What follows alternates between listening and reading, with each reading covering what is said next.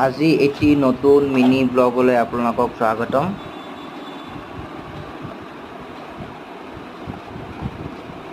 এইটো তোমাৰ মামা ন, যিহেতু এইটো 6 মান্থটো 6 to 12 মাহ, ইয়াৰ যিহেতু 6 মান্থ হৈ গ'ল, আমি ইমান দিন তাক একো খোৱাই নাছিলোঁ বাৰু।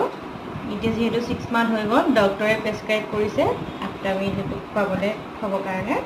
সেইকাৰণে আমি এইটো ফ্লিপকাৰ্টৰ পৰা আনিছোঁ। আজি দিনটো দুটা বস্তু আহিলে, একেলগে দিলোঁ। এটা আপটামিল গাখীৰৰ আৰু এইটো তাৰ হোইট আৰু আপেলৰ খাব পাৰিব।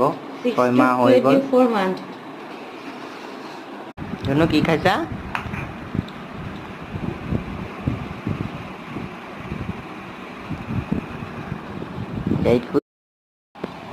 ক'ত সোমোৱা ধুনু?